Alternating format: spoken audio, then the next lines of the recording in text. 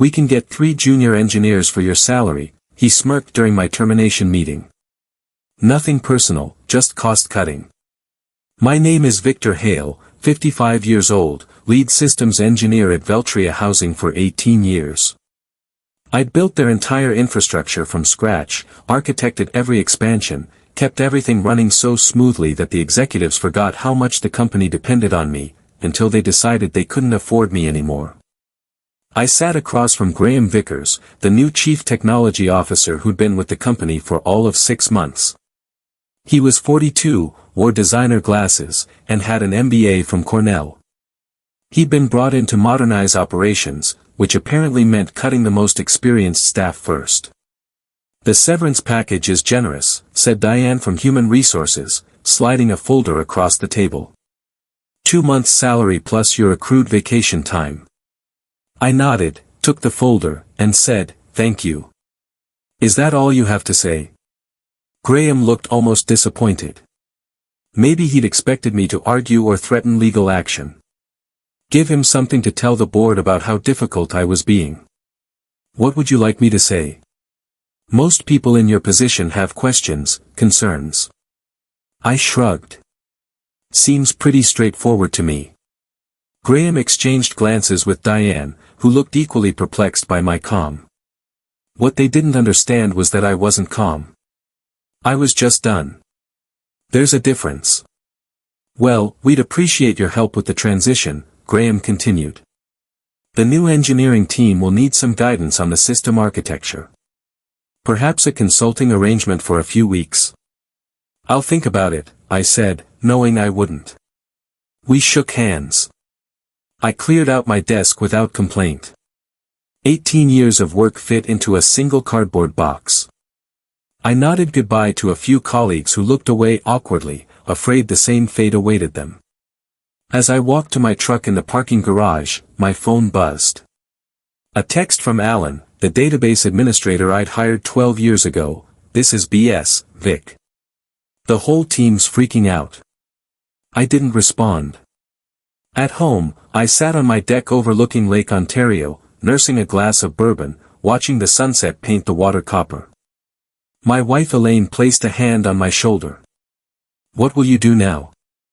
I shrugged. "Something will turn up." What Graham didn't know, what he hadn't bothered to learn, was that I hadn't just built their systems. I had custom-coded large sections myself with minimal documentation because the company had always refused to fund a proper documentation team. Only I understood the deep redundancies, the hidden security layers, the intricate network architecture. And I wasn't planning to explain it to anyone. I started at Veltria Housing back when it was called Bayview Properties, a small real estate management firm with 4 apartment complexes and a dozen employees. Their entire IT infrastructure consisted of 2 desktop computers, a fax machine, and a dial-up internet connection. The owner, Harold Bay, hired me away from a consulting gig in Syracuse. "We're expanding," he told me.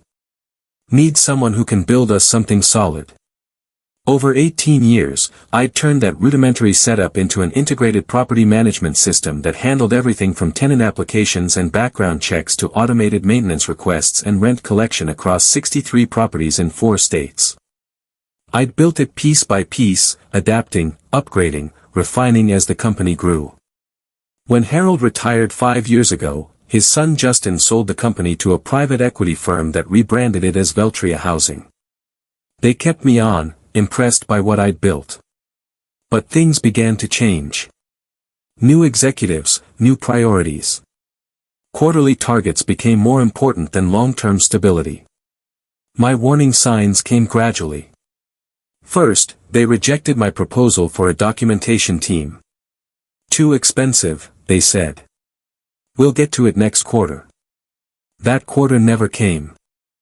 Then they started bringing in consultants, young MBA types who talked about disrupting property management and leveraging cloud solutions. They'd sit through my explanations of our system architecture with glazed eyes, then recommend off-the-shelf solutions that wouldn't integrate with our custom infrastructure.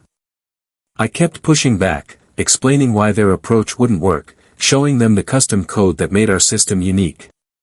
Eventually, they stopped inviting me to planning meetings. Elaine noticed it before I did. "They're pushing you out," she said one night over dinner. "You need to prepare." I brushed her off. "They need me. No one else understands how the whole system works together." "That might be exactly the problem," she replied. 6 months ago, they hired Graham as the new CTO. He came from a banking software company and immediately started talking about standardization and legacy system replacement. He hired 3 junior engineers fresh out of college. Had them shadowing me, asking questions about the system. I answered their questions, but I knew they weren't grasping the complexities. How could they?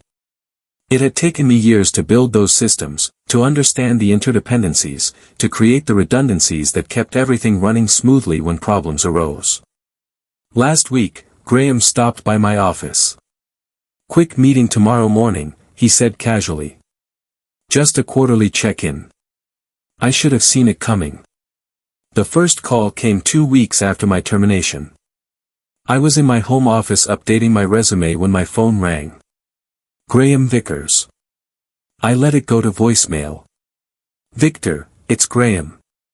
We're having some issues with the tenant portal. The junior team is working on it, but they're having trouble understanding some of your code architecture. Could you give us a call back? It would just be a quick consultation." I deleted the message and went back to my resume. 3 more calls came that day, each voicemail sounding increasingly desperate. By evening, Alan texted me, "System's been down all day. Maintenance requests aren't processing. Graham's losing his mind." The next morning, Diane from HR called.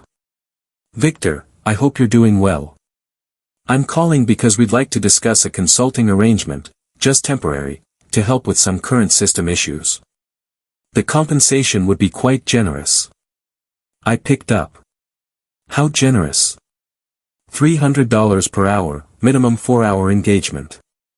"I'll think about it and get back to you," I said, then hung up. I sat at my kitchen table, staring out at the lake. Elaine placed a cup of coffee in front of me. "What are you thinking?" "I'm thinking they're finding out exactly what I'm worth." Over the next 3 days, the calls increased. Graham, Diane, even Justin Bay, who was still on the board. The tenant portal was down. The maintenance scheduling system was throwing errors. The automatic payment processing had failed, affecting thousands of residents. I didn't respond to any of them. On day 4, an email arrived from Devlin Systems, a regional competitor to Veltria. They managed fewer properties but had been expanding rapidly. The email was from their director of technology, Lawrence Devlin himself. "Victor, I heard about your situation at Veltria. We've always admired your work from afar. Would you be interested in discussing opportunities with us? We're looking to upgrade our entire property management infrastructure." I replied and set up a meeting for the following day. That evening, as Elaine and I were preparing dinner, my doorbell rang. Graham Vickers stood on my porch, his designer glasses slightly askew, his normally immaculate suit wrinkled. "Victor, I apologize for dropping by unannounced, but we have an emergency situation. The entire system is down. Nothing is working. The team can't figure out what's wrong or how to fix it." I leaned against the door frame. "That sounds serious." "It is. We need your help. The board has authorized me to offer you a substantial consulting fee. $500 per hour, whatever it takes." I thought about the cardboard box in my garage. 18 years of work reduced to a few mementos. I thought about, nothing personal, just cost cutting. I thought about the documentation team they'd never approved. "I'm sorry to hear about your troubles," I said quietly. "But I have an interview tomorrow. Something will turn up, just like I thought." I closed the door on his stunned face and went back to making dinner. For the first time since my termination, I felt a sense of peace wash over me. Not satisfaction, not vindication, just clarity. I wasn't going to help them fix what they'd broken. The interview with Lawrence Devlin went better than expected. We met at a coffee shop in downtown Rochester, away from both companies' offices. "I followed your work for years," Lawrence said, stirring his coffee. "That integrated property management system you built at Veltria is legendary in our industry. Nobody else has anything close to it." "Thank you," I said. "It took time." "That's what I want to talk about, time. We're looking to build something similar, but we don't want to start from scratch. We need someone who understands the architecture, the integration points, the security layers. Someone who can build us something better than what's out there." "I'm interested." Lawrence smiled. "Good, because I'm prepared to offer you the position of Chief Systems Architect. Full benefits, stock options, and a salary 20% higher than what you were making at Veltria." It was a good offer. Too good, almost. "Why me?" I asked. "There are younger engineers out there, cheaper ones." Lawrence laughed. "You sound like your former employer. We tried that route. Hired 3 bright young engineers from top schools. They built us something sleek and modern that crashes every time we get more than 100 simultaneous users. We don't need cheap, we need reliable." I accepted the offer the next day. Meanwhile, Veltria's problems were escalating. Alan kept me updated through occasional texts. The system had been partially restored, but critical functions were still failing. They'd brought in an expensive consulting firm that specialized in legacy system recovery. A week after I started at Devlin, Graham called again. "Victor, please, this is getting serious. We've lost access to payment records for the past 3 months. Tenants are complaining about incorrect charges. The consulting team says they need your input on the database structure." I was tempted to ignore it, but something made me pick up. "Graham, I'm employed elsewhere now. Exclusive contract. I'm afraid I can't help you. We'll double whatever they're paying you for just 2 days of your time." "It's not about the money." "Then what is it about? Revenge? Are you enjoying watching us struggle?" I paused, considering my answer carefully. "No, Graham, I'm not enjoying it. But you made a business decision. You decided my experience wasn't worth the cost. Now you're discovering what that actually means. The board wants to discuss bringing you back. Full salary plus a signing bonus." For a moment, I felt a flicker of satisfaction, but it quickly faded. Going back would solve nothing. The same executives who decided I was expendable would be waiting for the next opportunity to cut costs. "I appreciate the offer, but I've made a commitment to Devlin Systems." Graham's voice hardened.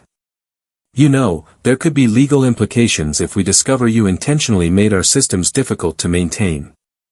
Non-compete clauses, intellectual property concerns." There it was, the threat I'd been expecting. "The system is exactly as it was when the company repeatedly denied my requests for a documentation team," I replied evenly.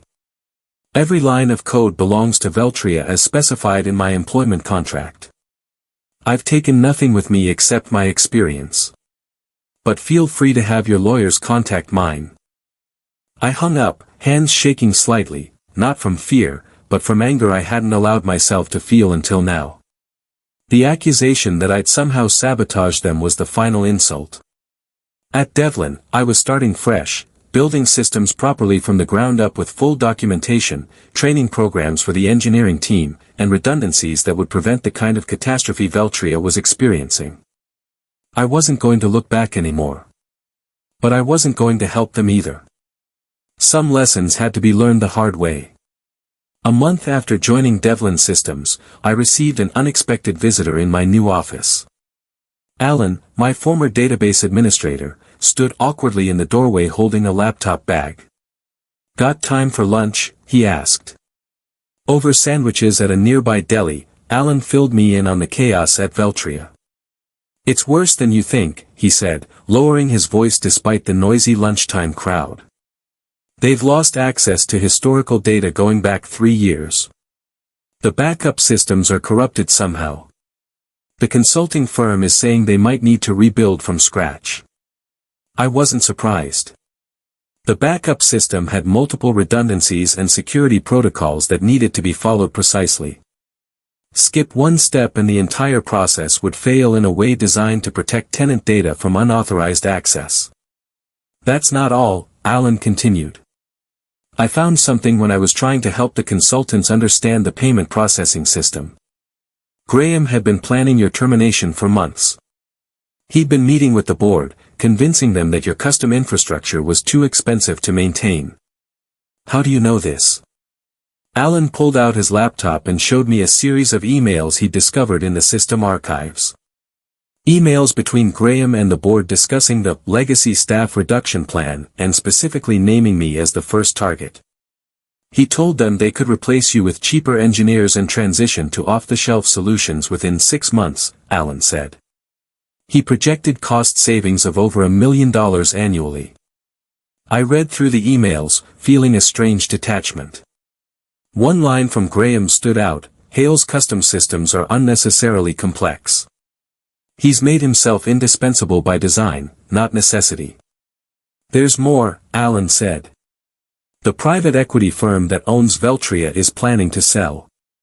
They've been prepping for this for over a year. Graham was brought in specifically to cut costs and make the company look more profitable before the sale. Now it all made sense. The push for standardization, the resistance to proper documentation, the sudden focus on reducing senior staff costs. It wasn't about improving the company. It was about dressing it up for a quick flip. Why are you showing me this? I asked. Alan closed his laptop. Because I quit yesterday. And I'm not the only one. Half the IT department has left.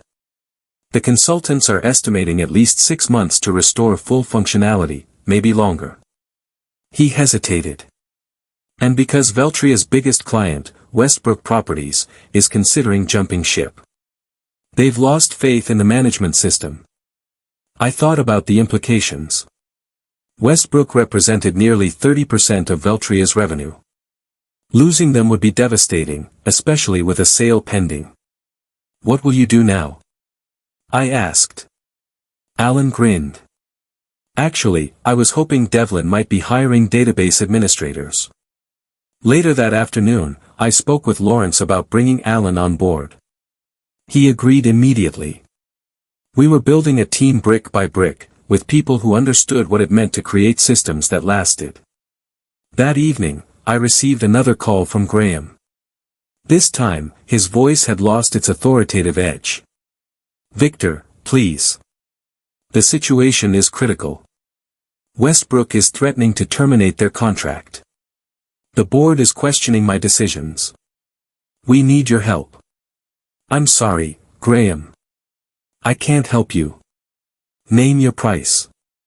Anything. It's not about price. It's about respect for experience, for the work that goes into building something right the first time. The line was silent for a moment. You knew this would happen, he said finally. You knew exactly what would break and when. No, Graham. I just knew what I had built and what it took to maintain it. Information I tried to share many times. I ended the call feeling neither triumph nor regret, just the quiet certainty that some lessons can only be learned through failure. The opportunity came faster than I expected. 2 months into my role at Devlin Systems, Lawrence called me into his office. I just got off the phone with Jeffrey Westbrook, he said, referring to the CEO of Westbrook Properties. They're officially terminating their contract with Veltria next month. They want to know if we can handle their portfolio. Westbrook Properties managed over 10,000 units across the Northeast. It would more than double Devlin's current operations. We're not ready for that kind of scale, I admitted. The new system is coming along, but it's only halfway there. Lawrence leaned forward. What would it take to get ready, if we had to? I thought about it. 3 more senior engineers, dedicated server infrastructure, and at least 8 weeks of development time. Even then, it would be tight. Jeffrey's desperate. Veltria's failures are affecting their reputation with tenants. He's willing to give us 12 weeks and fund the infrastructure expansion. This was the moment, the turning point. If Devlin took on Westbrook and succeeded, it would establish us as a serious competitor in the industry. If we failed, it could sink both companies. Let me think about the architecture, I said. I'll have a plan by tomorrow. That night, I barely slept. I sketched system diagrams, mapped data migration pathways, considered scaling challenges. By morning, I had a plan, ambitious but achievable. A hybrid approach that would let us onboard Westbrook's properties in stages, minimizing disruption. When I presented it to Lawrence, he studied it carefully.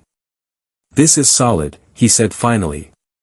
"But I notice you've included a substantial documentation phase that adds 3 weeks to the timeline." "It's non-negotiable," I replied. "That's where Veltria failed. We document everything from day one. We train the team on every component. No single points of failure." Lawrence nodded. "I'll take your word for it. Let's move forward." The next weeks were intense.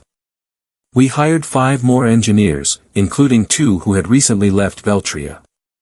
Alan built a database migration tool that could translate Veltria's data structure into our new system. I designed a modular architecture that could scale with Westbrook's needs. Halfway through the project, I received an email from Justin Bay, the former owner's son who still sat on Veltria's board. "Victor, I want to apologize for how things ended. The board was misled about the implications of letting you go. Graham has been removed as CTO. We're struggling to recover, and Westbrook's departure will hit us hard. If you're ever interested in coming back, the door is open." I didn't respond. 10 weeks into our 12-week timeline, we were ready for a staged rollout. Westbrook's smallest region, comprising 2,000 units in western New York, would migrate first. If successful, the remaining regions would follow. The day before the migration, Lawrence called me into his office again. A familiar face was waiting. Jeffrey Westbrook himself. "So, you're the systems architect?" Jeffrey said, standing to shake my hand. "Lawrence has told me a lot about you. All good, I hope." Jeffrey smiled. "He says you've built us something that won't break down every time we add a new property. Something that will grow with us. That's the plan. I also hear you used to work for Veltria." I nodded, unsure where he was going with this. "They're in trouble, you know. The private equity firm is trying to sell, but with Westbrook leaving and their system still not fully functional, they're not finding many interested buyers." He paused. "Except one." "Who's that?" I asked, though I suspected the answer. "Devlin Systems," Lawrence said. "We're considering making an offer, at a substantial discount to what they were valued at 6 months ago." I looked between them, processing the implications. "If that happens," Jeffrey continued, "we'd want someone who understands both companies to lead the integration. Someone who could salvage what's valuable from Veltria's infrastructure while transitioning everything to your new architecture." "Are you asking if I'd be willing to work on that?" I clarified. Lawrence nodded. "Only if the acquisition goes through, and only if you're comfortable with it." I thought about the irony. The system I'd built, the people I'd trained, the company that had discarded me, all potentially coming back under my direction. "I'd be willing," I said finally. "But I have one condition. We do it right. Full documentation, proper training, no shortcuts." "Agreed," Lawrence said. "We've learned that lesson." As I walked back to my office, I felt no vindication, no desire for revenge, just the simple satisfaction of knowing that good work, done right, eventually speaks for itself. 6 months later, I stood in the lobby of what had once been Veltria Housing's headquarters. The sign now read, Devlin Integrated Property Management. The acquisition had gone through for less than a quarter of what the company had been valued at before my departure. Lawrence and I walked through the office, greeting former Veltria employees who would be staying on through the transition. Some looked away awkwardly. Others smiled with relief. A few, those who had worked closely with me over the years, nodded with quiet understanding. Graham was gone, along with most of the executive team that had approved my termination. Justin Bay had stayed on as a consultant, helping ease the transition with legacy clients. When we reached the server room, my old domain, I paused. Through the glass, I could see the hardware I'd specified, the blinking lights of systems I'd designed. "Want to go in?" Lawrence asked. "No need," I replied. "We'll be migrating everything to the new infrastructure anyway." In the main conference room, the remaining Veltria staff had gathered for the announcement. Lawrence introduced me as the Chief Integration Officer who would be overseeing the technical transition. "Many of you already know Victor," he said. "He built the original systems that ran this company for nearly 2 decades. Now he'll be guiding us through the integration of both companies' technologies into something better than either had before." As I looked out at the faces, some familiar, some new, I felt no triumph, no desire to say, "I told you so." What would be the point? Instead, I spoke briefly about the transition plan, the timeline, the support that would be available to everyone during the process. I emphasized that no one would be left behind due to cost-cutting measures. The irony wasn't lost on anyone in the room. 1 year after the acquisition, Devlin Integrated Property Management had become the largest property management company in the Northeast. The migration was complete, with all properties now running on the new system I designed, fully documented, properly staffed, and functioning smoothly. On a crisp autumn morning, I drove to the office for a final meeting with Lawrence. The leaves along Lake Ontario had turned brilliant shades of red and gold, a fitting backdrop for the conclusion of this chapter. "The board approved your proposal," Lawrence said as soon as I sat down. "The Technical Education Division will launch next quarter. You'll have full autonomy to design the curriculum and hire instructors." This had been my condition for staying after the integration was complete. Not a higher title or more money, but the creation of a division dedicated to training the next generation of systems engineers and architects, teaching them not just how to code, but how to build things meant to last. "Thank you," I said. "That means a lot." "No, thank you," Lawrence replied. "What you've built here, it's remarkable. Not just the technology, but the culture around it. The documentation, the knowledge sharing, the emphasis on quality over quick fixes." Later that afternoon, I cleared out my integration office. Unlike my hasty exit from Veltria, this was a planned transition to my new role. As I packed my things, Justin Bay knocked on the door. "Got a minute?" he asked. We walked to the small courtyard outside the building. "My father asked about you," he said. "He's retired in Florida now, but he still follows company news. He was glad to hear you were back, in a manner of speaking." "How is Harold?" I asked. "Good. Fishing a lot." Justin paused. "He always said letting you go would be the biggest mistake this company could make. Turns out he was right." I nodded, unsure what to say. "I learned something from all this," Justin continued. "Value isn't always visible until it's gone." As I drove home along the lakeshore, I thought about value, the value of experience, of care taken, of doing things right the first time. About systems built to last and the people who build them. I hadn't sought revenge. I hadn't needed to. I'd simply moved forward, building something better, something that would outlast any individual decision or short-term thinking. Sometimes the best response to being undervalued is simply to prove your worth elsewhere and let the results speak for themselves.